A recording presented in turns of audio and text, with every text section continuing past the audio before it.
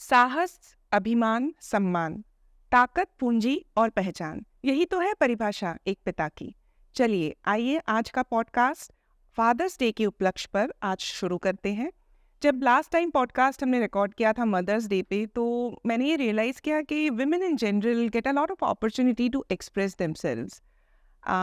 बहुत सारे प्लेटफॉर्म्स भी हैं, लेकिन men usually who are not that vocal, especially when it comes to emotions, उनके लिए ऑनेस्टली बहुत कम प्लेटफॉर्म्स होते हैं जहाँ वो अपने इमोशंस या वो क्या फील करते हैं उसको वो लोग एक्सप्रेस कर सके। सो टू कीप इट फेयर, मैंने सोचा कि मर्दों को भी मौका दिया जाए कुछ बोलने का। So let us start this podcast. So welcome to the show Vikram and Saksham. Vikram Malhotra, नाम तो बड़ा फिल्मी सा लगता है, एक्चुअली शाहरुख खान की किसी मूवी के किरदार की तरह लगता है। So to introduce Vikram, Vikram is an entrepreneur and he's the director of Srijan Group of Companies. But आज ये अपनी प्रोफेशनल सक्सेस की वजह से यहाँ नहीं है।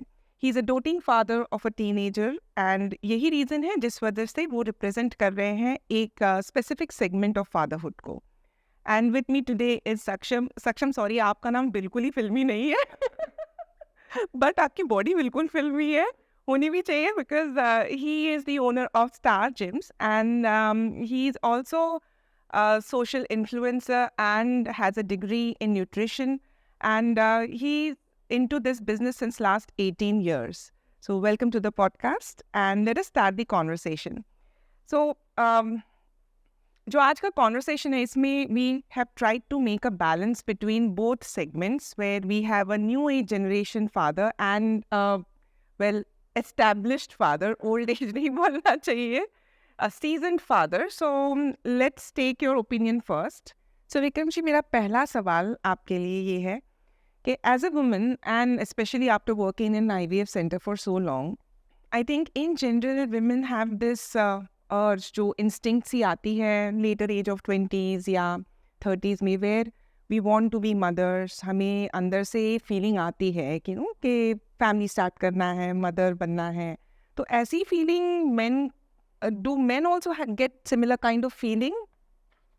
हाँ, मुझे लगता है कि इंडिविजुअल पे डिपेंड करता है, बट मेरे को तो ये फीलिंग बहुत पहले से थी, बहुत क्लैरिटी थी मुझे।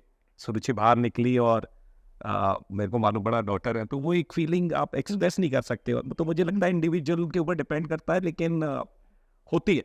मुझे लगता है मेजर फादर बनने की एक इंडिविजुअल में होती है कि उसको भी फादर बनना है, और मेरे को ये क्लैरिटी बहुत पहले से थी। तो किस एज पे आपको लगता है कि men tend to get this feeling? मुझे ऐसा लगता है कि 30 तक के अंदर ये फीलिंग आ जाती है, अधिकतर लोगों में आ जाती है। हमें ऐसा लगता है कि बहुत सारे लोग आजकल डिले कर रहे हैं। हो सकता है बहुत यंग जनरेशन अब इस तरह से फील कर रही हो। मेरे टाइम पर तो मेरे को ऐसा लगता है कि मेरे को और मेरे दोस्तों को ये क्लैरिटी थी कि 30-32 तक फादर हम बन जाए। So सक्षम, मेरा सवाल आपके लिए ये है, सिमिलर क्वेश्चन, कि आज की यंग जनरेशन की जो मेन होते हैं, उनके लाइफ गोल्स में कहीं फादरहुड गोल्स भी रहते हैं कि वो एक साइड रोल की तरह ही एक्ट करता है? अगर मैं फादरहुड की बात करूं तो वो हमारे एक बैक ऑफ द माइंड भी नहीं रहता है, हमारे टॉप ऑफ द लिस्ट नहीं रहता है। मतलब वो एक ऐसी चीज़ है जो एक नेग्लेक्टेड चीज़ रहती है। मगर जब आप अब शादी करते हो, फिर आप आपके आसपास के जब आप सोशल ग्रुप्स को आप सर्च करते हो, देखते हो, तब आपको लगता है कि हाँ, अगर सबके बेबीज़ हो रहे हैं, जैसे हमारा भी ऐसा ही सीन था कि जैसे हमारे 5 कपल्स हम लोग हैं सब साथ में, और लाइन बाय लाइन सबके बेबीज़ होना। Peer pressure. हाँ, पीयर प्रेशर। तो वहाँ से हम लोगों को थॉट आया कि नहीं, हम लोगों को भी एक बेबी कर लेना चाहिए। तो हाँ, मतलब ये स्टार्टिंग से ये थॉट रहता नहीं है, मगर जब आप there are so many factors जहाँ से आपको एक लगता है कि हाँ, आपको फादर बन जाना चाहिए। तो हमारे साथ तो यही सीन था। Okay, so I think we got two different kind of opinions, and ये in general matter करता है कि कहाँ, what is your family background and what kind of families or ecosystem you have. So ये both opinions we have. Now एक सवाल, fortunately आप में से किसी को भी शायद ये fertility issues around this नहीं हुए थे, but do you really think that आजकल infertility या fertility related issues men को होती है? Do you think it's a phenomena which is actually existent, या आपको लगता है कि ये सिर्फ hyped है by IVF centers और इतने fertility centers हैं आपको ऐसा फील लगता है? देखिए, अगर नीड नहीं होती तो क्लिनिक्स इतने बनते नहीं। अगर हमारी नीड नहीं थी तो हम नहीं गए। और अगर मान लीजिए मेरे परिवार में किसी भी मेरे कजन्स की या किसी की भी भाई की या किसी की भी अगर ये नीड है तभी वो विजिट हो रही है। ऐसा नहीं कि उस टाइम क्लिनिक्स नहीं थे। तो अगर ये नीड है तभी ये क्लिनिक्स बन रहे हैं और ये डेफिनेटली कहीं ना कहीं हेल्प हो रही है, क्योंकि हमारे जो लाइफस्टाइल में चेंजेस आए हैं उसकी वजह से डेफिनेटली कहीं ना कहीं जो जिस तरह से हम रहते थे या जिस तरह से अभी सक्षम ने जवाब दिया, वो चेंजेस की वजह से अब ये नीड है और इसीलिए ये सारे क्लिनिक्स आए हैं, इतने सारी चीज़ें। तो सक्षम, आपको लगता है like you are a younger more relevant generation जहाँ पे ये प्रॉब्लम होती है, तो आपके फ्रेंड सर्कल में आपको लगता है कि इट्स अ प्रॉब्लम और मतलब या आपको लगता है कि ये इतना प्रॉब्लम नहीं है, फर्टिलिटी इश्यूज, मेंस हेल्थ? सी जैसे अगर मैं अपनी बात करूं कि इनफर्टिलिटी का हम लोग बात करते हैं, हमने बहुत अच्छा टॉपिक उठाया है कि जैसे मैं स्टार्टिंग से बॉडी बिल्डिंग में हूँ। I mean I started my workout from the age of 13। तो मैं तब से वर्कआउट कर रहा हूँ। अब आप सिर्फ वर्कआउट, जब आप वर्कआउट करते हो तो फिर स्टेप बाय स्टेप आप हर चीज़ करते हो। So you tend to take supplements also. आप ऐसी ऐसी चीज़ें करते हो जहाँ पे आपको सोसाइटी मना करती है कि आप ये सब चीज़ें मत करो, ये आपको आगे जाके प्रॉब्लम देगी। अगर आप ये सब चीज़ें अभी आप कर रहे हो तो आप आगे फादर नहीं बन पाओगे या आपको और बॉडी रिलेटेड इश्यूज आएंगे। ये सब चीज़ें पहले से बातें करते हैं। मगर मैं ये समझता हूँ कि जहाँ आप फिजिकली फिट हो, तो जब हम लोग प्लान कर रहे थे पहले, जब हम लोग गायनिक से हम लोग मिले थे, तो ये क्वेश्चन मेरे माइंड में था कि नहीं, ये शताब्दी इज ओके। मगर जो चीज़ें मैं सुनता आ रहा था कि मेरे में कुछ ना कुछ प्रॉब्लम हो सकती है, तो जब जब हम लोग गायनिक के पास गए तो मैंने पहले ये बोला कि आप पहले मेरा चेकअप कराओ, पहले मैं चेक करता हूँ कि आई एम ओके और नॉट। तो उन्होंने ये बोला कि आप चेक मत कराओ, आप लोग पहले ट्राई करो। तो वहाँ हम लोग को पता लगा कि आप जितने फिजिकली आप फिट रहोगे, क्योंकि अभी हमारे जो सराउंडिंग्स हैं, हमारा जो एनवायरनमेंट है अभी, तो उस वजह से लोगों को बहुत प्रॉब्लम हो रही है इनफर्टिलिटी की। और जैसे मैं आर्टिकल्स पढ़ता रहा, तो मैंने अभी ये चीज़ भी चेक करी कि अकॉर्डिंग टू WHO 10 से 15% से हर साल ये चीज़ बढ़ती जा रही है। ट्रू। एक करेक्शन, प्रोटीन सप्लीमेंट्स से ज़्यादा इम्पैक्ट शायद ये एनाबॉलिक स्टेरॉइड्स जो है उनका रहता है role towards male infertility. Supplementation से अलग दूसरी लेवल की प्रॉब्लम्स हो सकती है, impact on your kidney and all that, but it's not just a supplement, it's the people tend to start देखा देखी में, पीयर प्रेशर में, मेरे मसल कट्स नहीं आ रहे हैं तो दे विल स्टार्ट डूइंग। उनकी इतनी इम्प्लीकेशंस होती है और इम्प्लीकेशन से फर्टिलिटी तक नहीं रुकती है, वो इम्प्लीकेशंस कार्डियोवास्कुलर हेल्थ पे भी सबसे जल्दी जाती है। तो इसलिए लोगों को भी ये समझना चाहिए कि just because somebody is giving you something, आपका बॉडी कोई, आप गिनी पिग नहीं हो, आप ट्राई मत करिए। Go to certified people, go to people who actually have read this through, understand the subject and then give you an advice, not just कि ये इंजेक्शन लगा दो तो 2 महीने में तुम्हारे 6 पैक्स बन जाएंगे एंड ऑल। तो यही होता है। जैसा आपने मेंशन किया कि आपके फ्रेंड सर्कल थे एंड आप लोग डिस्कस करते थे और एक peer pressure and all that. So in general मेरा क्वेश्चन ये है कि हम फीमेल्स का ना एक सपोर्ट सिस्टम होता है, हमारी सहेलियाँ, इट कुड बी सिस्टर्स, बहुत बड़ा सपोर्ट सिस्टम, सहेलियाँ जिनसे हम सब कुछ बहुत खुल के डिस्कस करते हैं। हमारे कोई पर्दों के पीछे डिस्कशंस नहीं होते, मतलब खुल के, बिचिंग भी खुल के होती है तो डिस्कशंस भी खुल के होती है।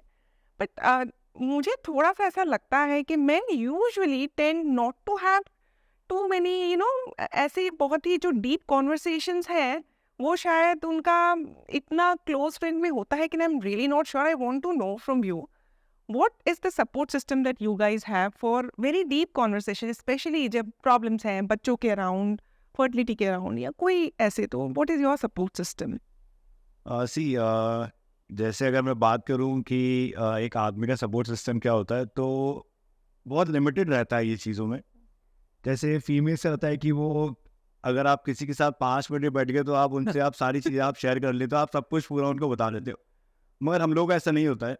और वैसे भी कहा जाता है कि जो एक मैन है, सोसाइटी या जो एक मैन है, वो अपने इमोशंस को हमेशा कैप्चर करके रखता है, कभी किसी से शेयर नहीं करता है। तो अगर मैं सपोर्ट सिस्टम की बात करूं तो वो सिर्फ सिलेक्टेड लोगों में रहता है।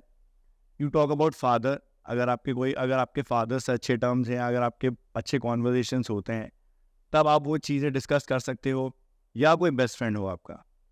इसके अलावा मैं नहीं समझता कि हम लोग बाहर जाके या सोसाइटी में किसी से बात करें या हमारे कलीग से हम लोग बात करें या ऑफिस में किसी से बात करें, तो जो हम लोग जिसको समझते हैं हाँ ये हमारे साथ है और हमारे क्लोज है, हम सिर्फ उसी से डिस्कस करते हैं।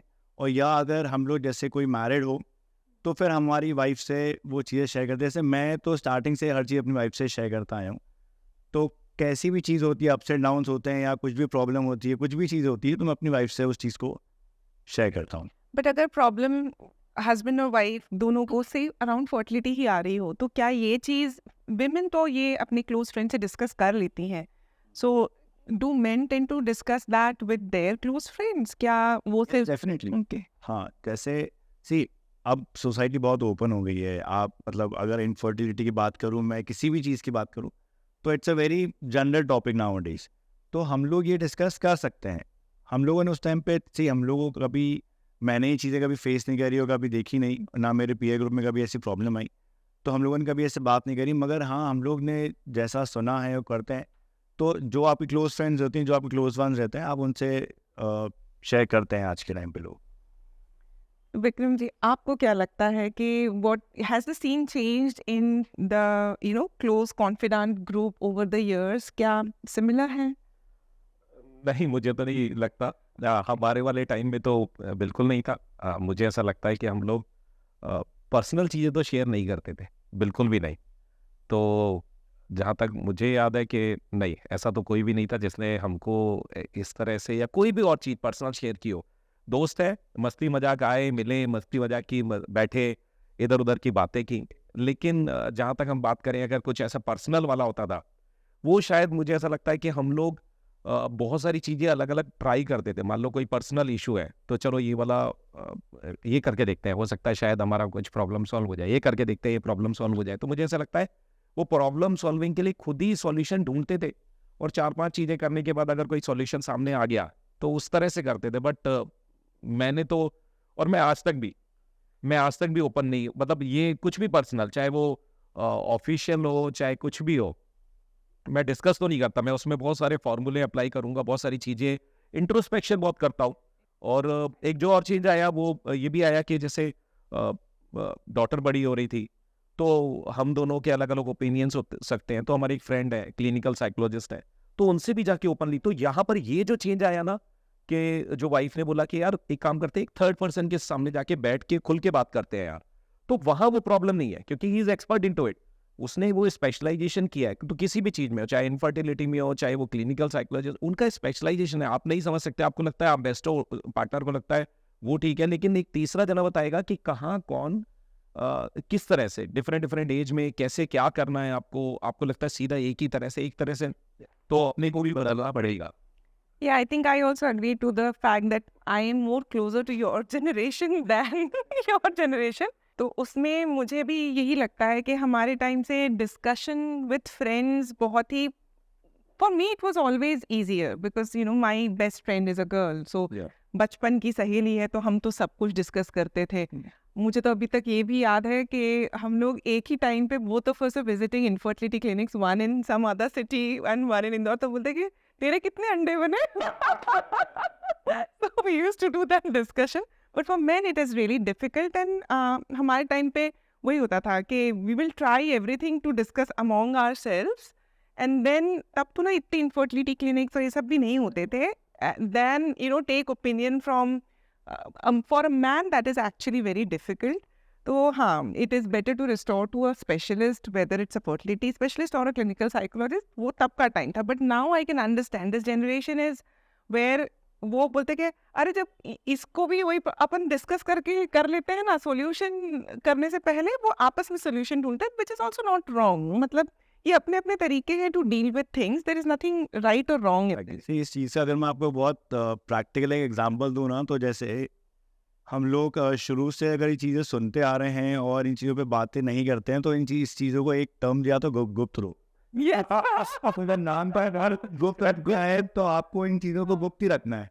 तो वो वहाँ पे चीज़ चली आ रही है कि आपको गिनती रखना है। Thanks to more and more clinics, जो हम बात करें ना कि अब ओपन हो गया, अब लोगों को डर भी नहीं है बात करने में, और जैसे मोर एंड मोर केसेस तो लोगों को पता है कि हाँ यार उसके साथ भी इशू आ रहा है, मेरे फ्रेंड के साथ भी आ रहा है। तो नई जनरेशन में ये इश्यूज, हमारे टाइम में इश्यूज कम थे तो डिस्कशंस भी कम थे। अब ये इश्यूज बढ़ गए हैं तो डेफिनेटली क्लिनिक्स बढ़ गए हैं, बातचीत हो रही है, तो सबको लग रहा है कि मैं अकेला थोड़ी हूँ, यस मेरे साथ अकेले के साथ कोई स्पेशल प्रॉब्लम नहीं है। This is common now days. I think सबसे इम्पोर्टेंट ह्यूमन नेचर यही होता है कि हम लोग को जब खुद गड्ढे में गिरे हैं तो बुरा लगता है, लेकिन साथ में 4 और गिरे हुए हैं ना तो लगता है हाँ चलो हम अकेले नहीं हैं। तो मेरा next question is over years, like आप तो इसको रिप्रेजेंट, पुराने ज़माने में क्या होता था आपने अपने फादर्स के थ्रू देखा है, फादर या आपके जो भी चाचा काका उनके थ्रू, तो over years has the role of father changed in the society? आपको क्या लगता है इस विषय में? चेंज तो हुआ है, और ये ऐसे चेंज हुआ है जैसे अभी जो फादर्स हैं, जैसे किसी की भी बात करूँ, जैसे मैं विक्रम भाई को भी देखता हूँ, तो अभी हम लोग ज़्यादा टूवर्ड्स फैमिली, हम लोग ज़्यादा इवॉल्व होने लग गए हैं, और हमारा ज़्यादा केयर, हमारा ज़्यादा लव फैमिली टूवर्ड्स फैमिली वो बढ़ चुकी है वो चीज़।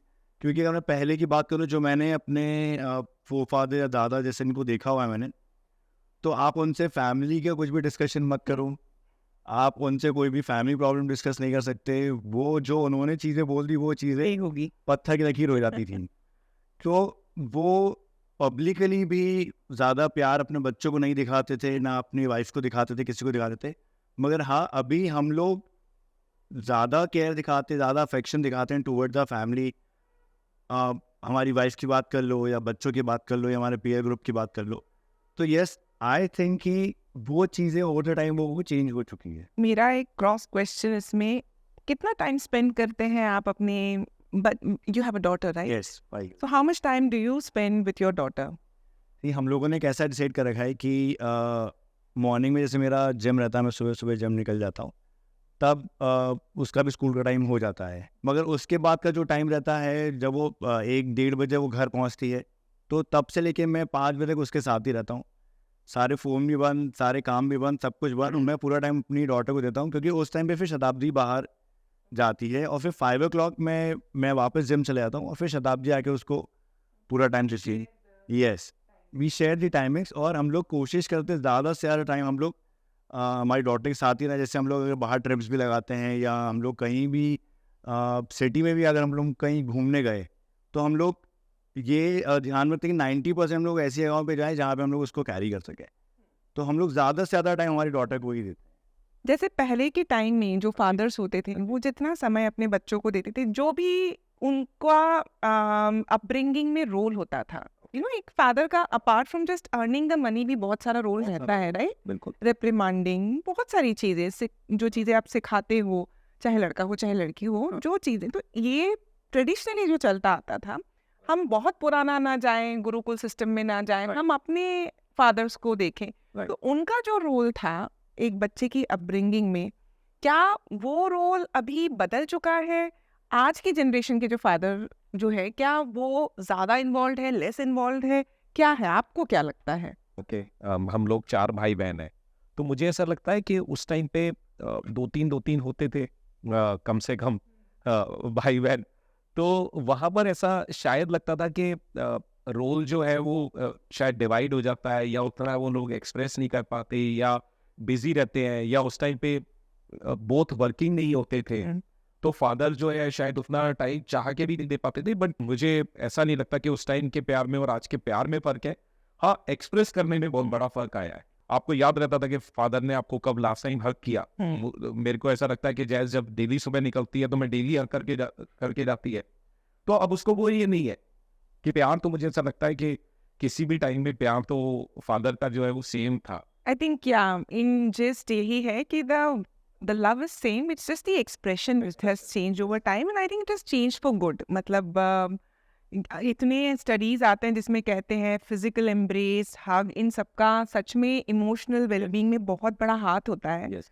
तो ये चीज़ बेहतर के लिए बदली है, so thank you Saksham for your generation. Okay, अब over the years due to women empowerment, ये बड़ा सा भारी वर्ड एम्पावरमेंट जो हजारों जगह चल रहा है, and more women stepping out of their homes, अब वो चाहे कई कई जगहों पे तो उनके पास ऑप्शन नहीं होता, फॉर बेटर लाइवलीहुड उनको करना ही पड़ता है, कई जगह पे अपने पर्सनल सेटिस्फैक्शन के लिए कर रही हैं, but in any case women, more and more women are stepping out of their homes. So ऐसे में आपको क्या लगता है कि सबसे पहले ये सवाल, जब से ये हुआ है तो अब क्या पहले जितनी इजीली मैन अपनी वाइफ को बोलते ना एक गिलास पानी ला देना, एक गिलास चाय, तो अब क्या डर लगता है ऐसा उनको बोलने में? अ, इस क्वेश्चन का मैं ये बोलूंगा कि मेरा शुरुआत से बहुत मानना है ये मेरे फिर आप बोल सकते हो शायद थॉट्स बहुत क्लियर थे। मैंने चाहे बिजनेस है चाहे पर्सनल लाइफ में वो लाइफ पार्टनर मतलब मैंने पार्टनर माना। जैसे आप बिजनेस में पार्टनर को इक्वल इंपॉर्टेंस देते हो, इक्वल फ्रीडम देते हो, तो मुझे ऐसा लगता है मेरी थॉट्स बिल्कुल क्लियर थे कि अगर मुझे कुछ चाहिए तो मेरे को भी उतना ही इक्वली कंट्रीब्यूट करना है। तो मेरा कभी भी ये नहीं रहा, आज भी अगर मैं ऑफिस से आया हूं और मुझे घर पे बॉटल्स दिखती हैं खाली है, और तो मैं ये नहीं कहूंगा कि मेरे घर में 3 फुल टाइम हाउस हेल्प है, 8-8 10 घंटे हैं, तो मैं खुद जाऊंगा वो भरूंगा, मुझे वो शायद करके खुद से सेटिस्फेक्शन मिलता है। तो ये आपको समझना है कि आपको एज पार्टनर उतना देना है, फिर आपको लगता है कि आपको बोलना है तो आप उतनी फ्रीडम से बोल भी सकते हो कि मेरे को एक चाय बना दे यार, मन है। क्यों? क्योंकि उसको भी दिख रहा है कि आप खाली बैठे नहीं हो। आज भी आप देखोगे कि मेरे को बर्तन जो है, मैं कभी भी किसी भी हाउस हेल्प को खाने के बाद बर्तन नहीं देता। मैं उसमें जैसे हम गुरुद्वारे में जाके धोते हैं ना, तो मैं एक बार धो के साफ करके सबको बताया, जितने भी हमारे यहाँ पार्टी में भी आते हैं फिर वो भी उठते हैं मेरे को देख के। लेकिन मुझे ये नहीं है कि वो यूटेंसिल्स क्लीन करने के लिए है तो मुझे उनको गंदे ही देने हैं। तो मुझे ऐसा लगता है कि जब आप सब करना चालू करते हो, घर में ये सब चीजें देखते हैं, तो फिर आपको ये नहीं होता कि आप कुछ बोल रहे हो तो सामने वाले को ऑड लगेगा, उसको पता है इक्वल कंट्रीब्यूशन हो रहा है, सब कुछ इक्वल है। तो उस तरह से अगर आप करते हो तो फिर कोई प्रॉब्लम नहीं है। कभी आप जा रहे हो, कभी वो जा रही है, कभी दोनों को जाना है, सब मैनेज हो जाता है, बहुत इजीली मैनेज हो जाता है, पता भी नहीं चलता आपको। तो विक्रम, क्या आपने अपने घर में ऐसा देखा था, क्या आपके डैड आपके जैसे थे? नहीं। मेरे पापा को सब चीजें हाथ में चाहिए थी। तो या हो सकता है कि वो रिस्पॉन्सिबिलिटी उनके पास उस टाइम ज्यादा हो, उनको मैंने जैसे बताया हम 4 भाई बहन थे, वो उस तरह से सोचते हो कि चारों को सेट करना है, या जो भी रीजन रहे हो, या नहीं भी रहा हो, तो मैंने बताया ना कि जरूरी नहीं है। लेकिन हाँ, एक जो चीज बहुत मिली वो संस्कार मिले। एक जी चीज बहुत पहले से थॉट्स में शुरुआत से क्लियर थी कि आपको रिस्पेक्ट करनी है। मैंने हमेशा देखा पापा ने कभी भी मम्मी से ऊंची आवाज में बात नहीं करी। वो एक चीज थी कि उन्होंने हमेशा प्यार से बोला कि एक गिलास पानी दे दे, या और बहुत सारा तो मेरे को ऐसा लगता भी नहीं है कि उन्होंने कुछ डिमांड किया। भले ही उन्होंने आगे बढ़ के किया भी नहीं तो डिमांड भी नहीं किया, पर एक जो चीज बहुत क्लियर थी कि रिस्पेक्ट देना है। कि आपने अपने घर पे नहीं देखा कि ऐसा होता हो, फिर भी आपने खुद से ये चीज़ किया, which is very commendable actually. मुझे लगता था कि घर पे जो चीज़ हम देखते हैं हम उसी से सीखते हैं, तो बच्चों को वैसा माहौल देना ज़रूरी है। तो इसमें मैं आपका ओपिनियन सुनना चाहूँगी और जानना चाहूँगी कि आपको क्या लगता है कि आपके घर में कैसा आपको लगा कि when women are stepping out, वो जब निकल रही इक्वली कंट्रीब्यूट करने के लिए, तो आपके घर में आपको सिचुएशन कुछ डिफरेंट लगी, या वो how do you contribute to it? नहीं, ऐसा नहीं हुआ। बेशक जो बच्चे रहते हैं वो अपने पेरेंट्स से ही सीखते हैं। अगर मैं बात करूं, जो हम लोग जैसे स्टार्टिंग से ही रहते हैं बच्चा हमारे साथ में, तो 80% वो वही हैबिट्स और वही चीज़ें अपनाते हैं जो मॉम डैड करते हैं। तो वो चीज़ें होती है। जैसे मैं अपने घर की बात करूं तो मेरी मॉम स्टार्टिंग से ही हाउसवाइफ थी और आज भी हाउसवाइफ ही है। मगर डैड ने कभी ऐसा नहीं करा कि आप पूरा काम आप ही करोगे, हर चीज़ आप हाथ में लेकर आओ या पूरा काम आप ही करोगे। जैसे विक्रम भाई ने बोला, वो उस टाइम पे भी और आज भी वो वैसा ही कंट्रीब्यूट करते। घर में साफ़ सफाई कर दी या कभी बर्तन भी कर दिए या मतलब कुछ भी घर का काम हुआ तो इक्वली वो भी सपोर्ट करते थे। और मेरा ऐसा है कि नहीं, मतलब मेरा ऐसा कुछ उल्टा नहीं है, मगर मैं उनसे मतलब मैं ये देखा कि मैंने उनसे कुछ इतना ज़्यादा ये चीज़ मैंने उनसे नहीं सीखी, मगर ये मेरे अंदर स्टार्टिंग से ही इनबिल्ट है कि मैंने कभी शताब्दी पे हुक्म नहीं चलाया और ना ही कभी उसने उस पर हुक्म चलाया। हम लोग जो भी करते हैं हम लोग हर चीज़ मिल बांट के ही करते हैं। घर की साफ़ सफाई भी हो, कभी भी वो वर्क डिफरेंशिएशन नहीं रहा, घर का और बाहर का भी। Times have changed, women have to step out of their home. Most of the places में हमने देखा है काफ़ी जगह पे बाई चॉइस होती है, काफ़ी जगह पे चॉइस नहीं होती है, लाइवलीहुड अर्न करने के लिए निकलना पड़ता है। ऐसे में मैं जानना चाहती हूँ कि आपके ओपिनियन क्या है कि जब after a baby when a woman is stepping out of their home, आपको लगता है कि नैनीज के भरोसे बच्चों को बड़ा करना, is that okay with you? No, not okay with me and with Shatabdi also. हम लोगों ने स्टार्टिंग से ही हमारी डॉटर को ही फर्स्ट प्रायोरिटी दी है। हमने ये चाहा है और हम लोग आगे भी हम लोग यही सोचते हैं कि हम लोग ज़्यादा से ज़्यादा टाइम कियाना को दें, जितना टाइम हम लोग मैनेज कर पाते हैं। कि हाँ, हम लोगों ने क्या किया है कि हम लोगों ने उसके हिसाब से हमारा रूटीन सेट कर लिया है। मेरे बिजनेस आवर्स, शताब्दी के वर्किंग आवर्स, हम लोगों ने कियाना के अकॉर्डिंगली उस चीज़ को सेट किया है कि हम लोग मैक्सिमम टाइम उसको दे पाए। क्योंकि मतलब हम लोगों को एक ये फियर है कि जैसे 10 से 12 साल तक आप बच्चे के साथ आप रहते हो, उसके बाद बच्चा अपनी लाइफ को सिलेक्ट करके वो अपनी उस पर निकल जाता है। तो हम लोग ये चाहते हैं कि अगर आपने किसी को जन्म दिया है, आप किसी को लाइफ में लेकर आए हो, तो ये आपकी रिस्पॉन्सिबिलिटी है कि आप उसको पूरा टाइम दो, आप उसको संभालो, आप उसको नर्चर करो, जस्ट लाइक अ प्लांट। आप ऐसा नहीं आपने उसको सिर्फ पैदा करके आपने छोड़ दिया उसके भरोसे कि नहीं अब चलो ठीक है। कि सिर्फ ये एक पैटर्न नहीं है कि आपको फैमिली बनानी है, आपको बच्चे बनाने हैं और आपको छोड़ देना है। अगर आपने शादी करी है, so you have to take it as a responsibility too, कि आपने एक फैमिली बनाई है, आपको बच्चे हुए हैं, तो आपको पूरा ध्यान देना है। ये मेरा थॉट है। जिन लोगों के पास ऑप्शन नहीं रहता है वो लोग नैनीज रखते हैं, वो केयर रखते हैं कि हाँ चलो ठीक है बच्चे किसी ना किसी के साथ में हैं, मगर वो हमारे ओपिनियन में वो चीज़ गलत है। So Vikram, the same question to you. जब women choose to step out of their home after motherhood, you know, sometimes the choice is not very कि सिर्फ अपने करियर के लिए अंधाधुन मुझे बाहर निकलना है। कई बार चॉइस नहीं रहती है, यू नो, डबल अर्निंग की ज़रूरत पड़ती है for maintaining a good livelihood. ऐसे केस में नैनीज के भरोसे, मल्टीपल मेड्स के भरोसे बच्चों को बड़ा करना, इसके ऊपर आपके क्या ओपिनियन है? जैसे आपके क्वेश्चन में ही आंसर है कि अगर मजबूरी है और कोई ऑप्शन ही नहीं है, तो फिर डेफिनेटली करना ही पड़ेगा। कहीं ना कहीं आपको ट्रस्ट करना पड़ेगा। कहीं ना कहीं हम देखते हैं कि आजकल लोग कैमरेज इंस्टॉल करते हैं, बहुत सारी चीज़ें करते हैं। वो शायद इसीलिए करते हैं क्योंकि उनके पास शायद ऑप्शन नहीं होता। अगर मजबूरी नहीं है आपकी, तो मुझे ऐसा लगता है कि कोई भी एक जना, अब देखिए ये डिसाइड करना पड़ेगा, जहाँ मैंने पहले क्वेश्चन में बोला था कि पार्टनर है, तो पार्टनर मतलब दोनों इक्वल हैं। यहाँ मेल और फीमेल का कोई मतलब ही नहीं है। जिसकी अर्निंग ज़्यादा है, जिसको लगता है कि ज़्यादा सपोर्ट कर पाएगा सिस्टम में, घर के सिस्टम में, वो बाहर जाए, दूसरा अंदर रहे। तो इसमें यहाँ कहीं पे भी कोई ऐसा नहीं है कि हमारे ऑफिस में भी यही एग्जांपल है। हमारे लॉजिस्टिक्स में जो टीम मेंबर है वो भी गई और फिर वापस आई, हमें रीजॉइन किया उसने, वो भी मैनेज कर रही है।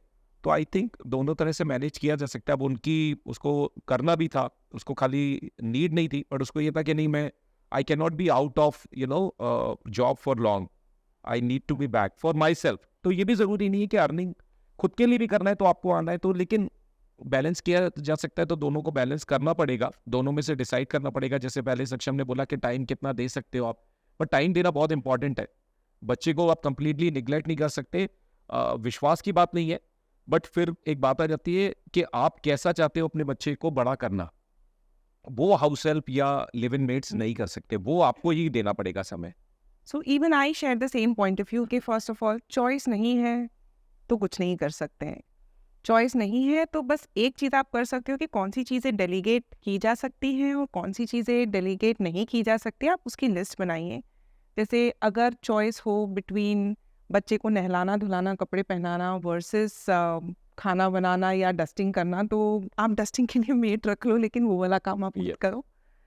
उससे बड़े एज में अगर चॉइस ये है कि खाना बनाना वर्सेस बच्चे को पढ़ाना, रूखा सूखा खा के चला लेंगे, आप बच्चे को पढ़ाने में इन्वेस्ट करो टाइम। सो ये चॉइसेस अपने लाइफ के सिचुएशन के ऊपर निर्भर करता है और उस हिसाब से लेना चाहिए। पर जहाँ पे चॉइस है कि आप फाइनेंशियली, देखिए फाइनेंसेस के तो कोई एंड नहीं होता है ना, आपकी इच्छाएं तो किसी भी लेवल तक हो सकती है, पर अगर आप as a couple basic level की अर्निंग है आपकी जहाँ पे आप सस्टेन कर सकते हो विथ वन लाइवलीहुड, तो ये चॉइस एक फीमेल को थोड़ा सा डिफ़िकल्ट होता है। लेकिन मेरे ओपिनियन में वो कुछ सालों का जो सैक्रिफाइस है वो इवेंचुअली आप ओवर द इयर्स आपको लगेगा कि yes it was worth it. Yeah. उन कुछ सालों में ज़रूरी नहीं कि आप स्टैग्नेट हो जाओ, आप अपने लर्निंग के ऊपर, आप अपने एजुकेशन के ऊपर इन्वेस्ट कर सकते हो। स्किल सीखिए, घर बैठ के जो चीज़ें आप कर ज़रूरी नहीं है कि एक बच्चे के साथ आप 24/7 रहो, आप उसके स्लीप शेड्यूल के हिसाब से चीज़ें शेड्यूल कर सकते हैं। Invest in a house hold help, वो एक इन्वेस्टमेंट है। मैं पहले भी कह चुकी हूँ और मुझे आज भी लगता है बहुत कॉमन एक मीडियोकर डायलॉग है जो होता है कि जितना तुम कमाती हो उतना तो बाइयों में खर्च हो जाता है। ये एक डायलॉग है ना, एक मिडिल क्लास फैमिली में बहुत बार सुनने को मिलता है। तो वहाँ पे मुझे एक ही चीज़ कहने रहती है कि जो हाउस होल्ड मेड में आज आप पैसा डालते हो ना, और उस 1 घंटे की एवज में आप अपने एजुकेशन या स्किल पे वर्क कर रहे हो, तो ये एक आपका इन्वेस्टमेंट है, वो खर्चा नहीं है। नहीं है, बिल्कुल नहीं। तो इन सालों में आप इन्वेस्ट करिए आपके करियर में, आपके लर्निंग में, ताकि जब ये 6-7 साल, जब भी एक पर्टिकुलर एज के बाद स्कूल गोइंग हो जाए और बच्चा घर से बाहर है, तब आप इन चीज़ों को लेवरेज करके अपने करियर में आगे प्रोग्रेस कर सकते हैं। तो ये चीज़ें सोचते हुए, एंड लाइक सक्षम मेंशन, जस्ट बिकॉज हमें एक tick mark, family tick mark, बच्चा टिक मार्क की तरह नहीं लेना चाहिए चीज़ों को। अगर बेबी प्लान किया है तो बेबी के साथ बहुत कुछ समय, पेरेंटिंग, ये सब देना पड़ेगा, और ये चीज़ें सोचते हुए आगे बढ़िए। हो जाएगा देख लेंगे वाले एटीट्यूड से करेंगे तो चीज़ें शायद उतनी सही नहीं हो पाएंगे। I think opinion in general आप लोगों का मैंने अराउंड फादरहुड ये सब समझा, लेकिन मुझे ऐसा लगता है ओवर लास्ट फ्यू ईयर्स जो मैं experience around the infertility clinic बता रही हूँ, तो उसके हिसाब से मुझे ऐसा फील लगता है कि आजकल की जो यंग जनरेशन है, इसलिए क्वेश्चन आपके लिए है कि they are not ready for being, इनके ना गोल्स में कहीं आता ही नहीं है, वो एक थोपी हुई रिस्पॉन्सिबिलिटी जैसी ही फील देता है कि वो साइड रोल की तरह they want to shy away from responsibility. मुझे ऐसा लगता है कि उनको ये रिस्पॉन्सिबिलिटी नहीं चाहिए, स्पेशली 2 बच्चे तो बिल्कुल ही नहीं ऐसी। सी अगर मैं रिस्पॉन्सिबिलिटी की बात करूं तो हाँ, कहीं अब ऐसा हो गया है कि जैसे हम लोगों ने भी ये प्लान किया है कि हम लोग एक मतलब सिंगल चाइल्ड ही रखेंगे, सेकंड बेबी प्लान नहीं करेंगे। तो उसके बहुत सारे फैक्टर्स हैं। मतलब अगर मैं ज़माने में की बात करूं, जो मैंने देखा हुआ है कि 6-6, 7-7 बच्चे हुआ करते थे सबके, मगर आज वो फैमिली तो कहीं ना कहीं एक फाइनेंशियल डिपेंडेंसी वाली बात भी अगर मैं करूँ तो वो भी प्रॉब्लम क्रिएट कर रही है। तो हाँ, और हर चीज़ जैसे देखो, एजुकेशन भी बहुत महंगी हो गई है, आपका लिविंग भी बहुत महंगा हो गया है। तो उन चीज़ों को देख के अगर कोई बेबी ना प्लान करे तो वो मेरे लिए जस्टिफाइड हो सकती है वो चीज़। अगर रिस्पॉन्सिबिलिटी से भागने वाली बात मैं कहूँ तो मेरे लिए तो ऐसा है कि अगर मैं चाहूँ, मतलब हाँ, वो चीज़ है कि रिस्पॉन्सिबिलिटी से भागना नहीं चाहते, मगर due to some circumstances you have to take a step back. I think more importantly, career, finances, Yes. all those things, Yes. you know, because you want to give the best to, पहले Yes. तो क्या वो सरकारी school में बच्चे सब पढ़ रहे हैं, इतना peer pressure भी नहीं था, हाँ, so it was much easier. अभी हम लोग ऐसा सोचते हैं कि जो भी हमारा है हम लोग एक को दें और बहुत अच्छे से दें, तो वो चीज़ भी माइंड में रहती है। तो इसलिए तो हम लोग का तो ये प्लानिंग है कि अभी एक ही बेबी रखेंगे। So आपको इसमें कुछ वो नहीं लगता कि सिंगल चाइल्ड होने के जो बहुत सारे रिपोर्कशंस भी होते हैं, तो वो आपको वेटेज में कम लगता है एज कम्पेयर टू कि आप सब कुछ बेस्ट देना चाहते हो, तभी आपने ये प्लान किया, लाइक आपको नहीं लगता? हाँ, ऐसे बहुत लोग हमको बोलते हैं कि यार ये अकेली है, किसके साथ खेलेगी, ये किसके साथ चीज़ें शेयर करेगी, ऐसा ऐसा।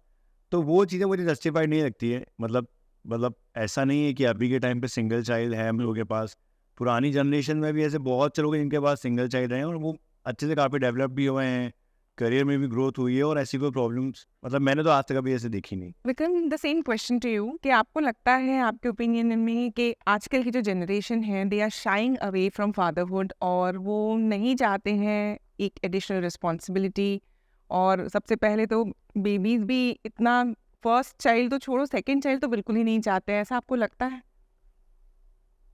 शायद मुझे ऐसा लगता है कि कोई समझाने वाला नहीं होता। सेम एज वाला अगर कोई दोस्त वो बात बताता जो मुझे बताता, फॉर एग्जांपल जैसे मुझे भी था कि यार एक ही करेंगे, लेकिन बाद में हमें ऐसा लगा कि बहुत सारे दूसरे ऑप्शंस हो सकते थे, कहीं ना कहीं जो हमें उस टाइम किसी ने एजुकेट नहीं किया। अब समझ आता है कि नहीं यार, भले ही वो लड़ते, भले ही वो झगड़ते, लेकिन जैस को कहीं ना कहीं बड़े होते होते तक हमको ये रियलाइज़ हुआ कि उसको एक जने की ज़रूरत थी, जो उसने किसी फ्रेंड को बनाया कि ये मेरी सिस्टर है।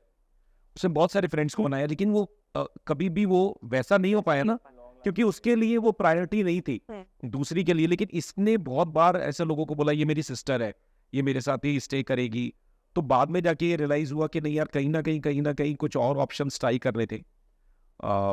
तो वो चीज़ें कहीं मिस हुई। तो मुझे ऐसा लगता है कि प्रिपेयर से ज़्यादा एजुकेशन या कोई दोस्त, कोई एक ऐसा जना जो प्रॉपर उस एज का होता, जो समझा पाता था, कि बता पाता, या कोई और बता पाता।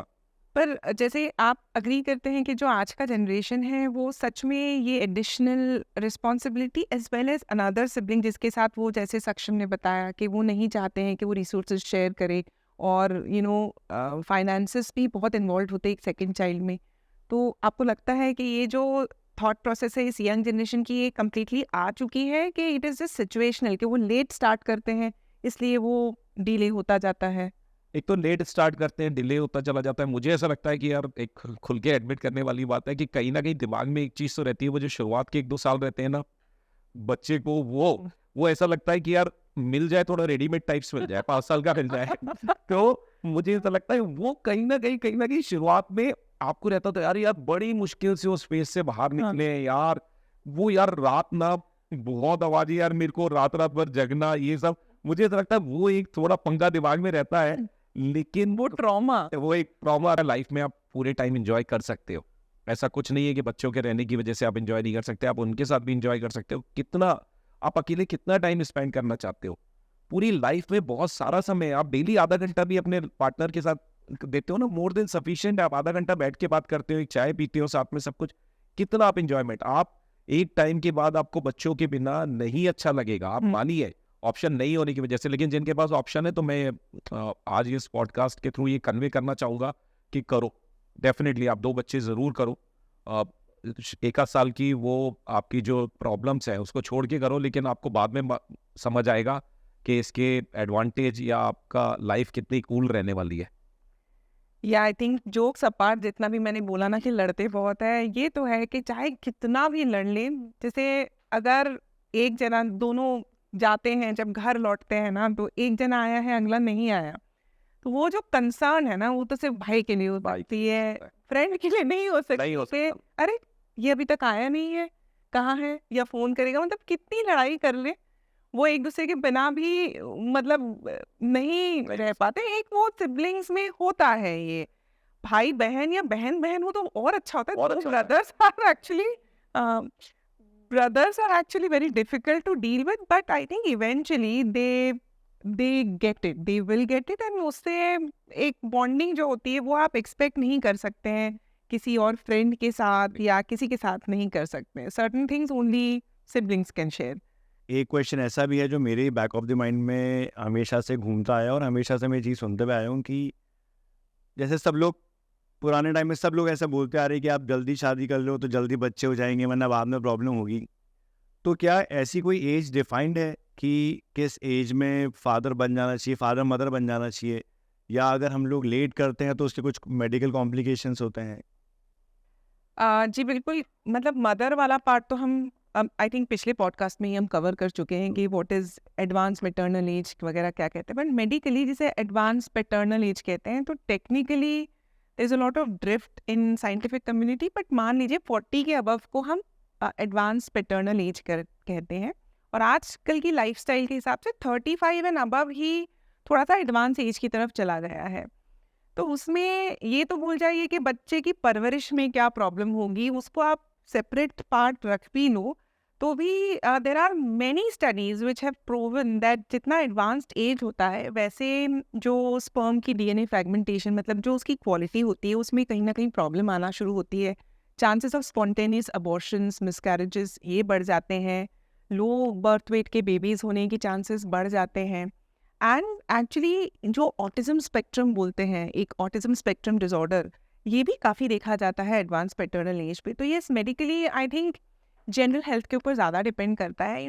Not everybody is equally healthy at the age of 40, but if the general health is fine then 35 and around is a good age, जिसके अंदर अंदर हो जाए तो अच्छा, लेकिन ओवर 35 जनरल हेल्थ अच्छी हो तो ठीक है, अदरवाइज उसको एडवांस की तरफ ही, मतलब 40s is actually an advance pattern. दोयल, क्योंकि मैंने पहले क्वेश्चन के जवाब में ये बोला था कि हमारे टाइम पर ये इतना सुनने को नहीं मिलता था, मेल इनफर्टिलिटी। तो मेल इनफर्टिलिटी क्या रियल में जितना हम सुन रहे हैं उतनी बढ़ गई है? और अगर उतनी बढ़ गई है तो क्या डूज एंड डोंट्स क्या है, मतलब क्या करना चाहिए लोगों को इसके लिए? बड़ी तो है, आई थिंक मुझे प्रैक्टिस करते हुए में I think it has been what 10 years since I have been practicing. 10 years की एम्ब्रियोलॉजी में सीमन पैरामीटर्स, मेरी तो सारी प्रैक्टिस माइक्रोस्कोप Yes. के अंदर ही है, उसी में इतना ड्रास्टिक चेंज दिखता है मुझे, स्पेशली पोस्ट कोविड। अब आप अगर डेटा की बात करें तो जो काफ़ी सारा डेटा है WHO वगैरह का, उसमें लास्ट 2-3 डेकेड्स में जो सीमन पैरामीटर से स्पर्म काउंट हो गया, मोटिलिटी हो गई, ये सब चीज़ें हाफ से भी कम बची हैं अभी, oh and it is declining very steadily, and होना ही है। The environment that we live in is actually very very, मतलब हर चीज़ टॉक्सिक हो गई है, स्पेशली सिटीज़ में। आप एयर क्वालिटी बोल लीजिए, प्लास्टिक, माइक्रो प्लास्टिक्स, ये सब कुछ बोल लीजिए। इसमें इनफैक्ट आप जो पेपर कप में हम पीते हैं उसके अंदर भी एक माइक्रो प्लास्टिक का लेयरिंग होता है, ताकि वो कॉफ़ी सीख करके बाहर ना चली जाए, वरना अखबार तो सब सोख लेता है ना, राइट? राइट। और एक पेपर कप में आप अगर एक कप गरम कॉफ़ी डालते हैं तो 70,000 पार्टिकल्स ऑफ माइक्रोप्लास्टिक कम से कम आपकी बॉडी में चला जाता है। So it is as bad as that.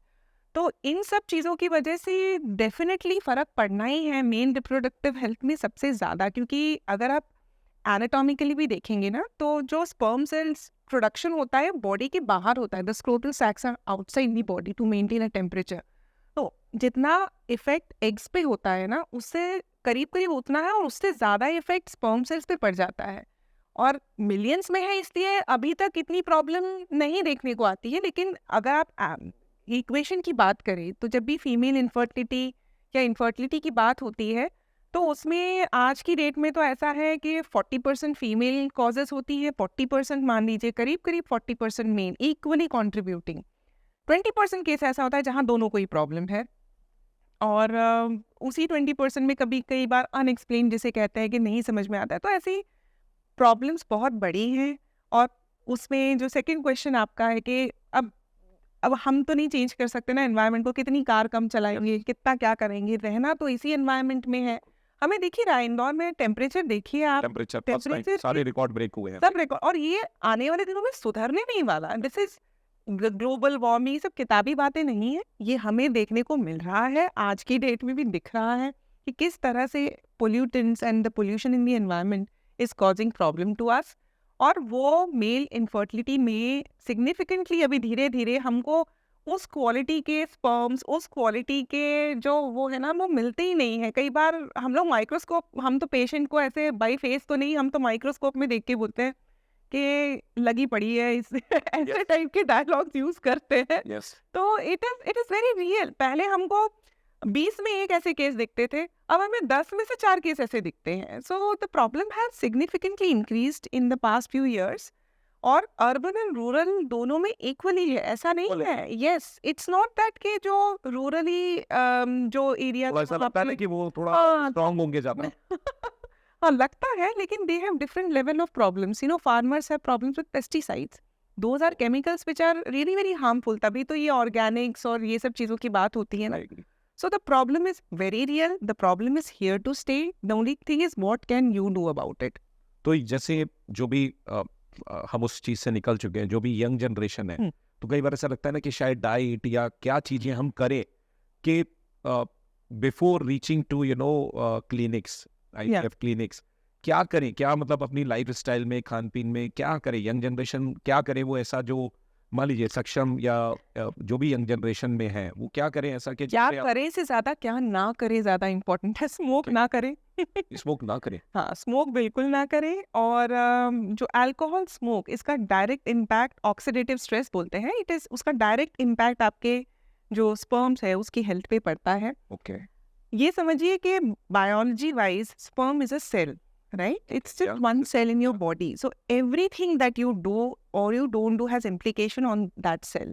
And sperm की जो वो होती है, अगर मेल रिप्रोडक्टिव सिस्टम आप समझेंगे, जो स्पर्मेटोजेनेसिस का जो प्रोसेस Yes. बोलते हैं, from the time it comes out from a germ cell से लेके उसका जो एक्चुअल मैच्योरिटी आती है, इट्स लाइक 2-3 मंथ्स का एक प्रोसेस रहता है। तो ऐसा नहीं कि आपने 2-3 दिन अल्कोहल नहीं लिया, 3-4 दिन स्मोक नहीं किया तो अपन सब बढ़िया चल रहा है, अब के जो निकलेंगे शुक्राणु वो सही नहीं, ऐसा नहीं तो होता है। ऑफ एंड ऑन जो भी कर रहे हैं तब भी प्रॉब्लम है। Off and on, yes, like you all know that you should limit it as much as possible. अब ये तो कोई कोई कोई ग्रंथ कोई किताबों में थोड़ी लिखा है कि वीकेंड में आपने 2 पेग पीना ही चाहिए। लेकिन यंग जनरेशन ये वीकेंड्स उनके लिए बड़ा इंपॉर्टेंट हो गया है। आपको तो कोशिश ही करना है कि नहीं करना है। और स्मोकिंग तो मतलब स्मोकिंग बिल्कुल नहीं करना चाहिए। स्मोकिंग का तो बहुत बड़ा इम्पैक्ट पड़ता है। तो स्मोकिंग नहीं करनी है। स्मोकिंग के साथ साथ जैसे ये सब्सटेंस अब्यूज बोलते हैं, उसमें साथ में हुक्का हुक्का ये सब जो चीज़ें होती है, एवरीथिंग, टोबैको इन जनरल, उसके अंदर जो कार्सिनोजेंस होते हैं, ये तो सबको पता है। इसमें नया क्या बोलूँगी मैं, कुछ भी नया नहीं। गूगल करेंगे तो 50,000 ऐसे आपको यूट्यूब वीडियोस मिलेंगे।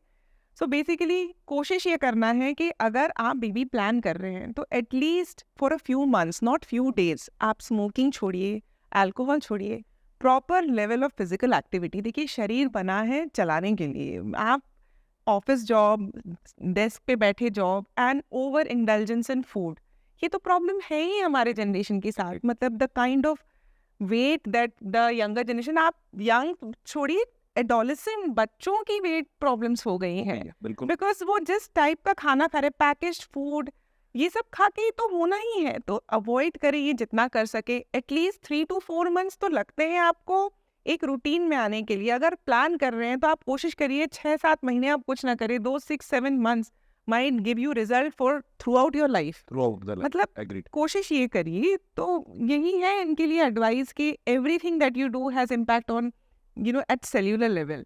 सो एंड हो सकता है ये सब करते करते आपकी आदतें ही सुधर जाए, आपकी ओवरऑल हेल्थ ही अच्छी हो जाए। Agreed. So why not? So to conclude this podcast, I think we had an excellent discussion around fatherhood and changing role of men in our society. Times have changed. Everything around us has changed and evolved. So it is time that we should embrace this change and do everything possible to be better human beings and to be better fathers. And for a change, I let men speak on my show. Thank you so much. Thank you very much, Doel, for inviting us. So nice of you. Thank you very much.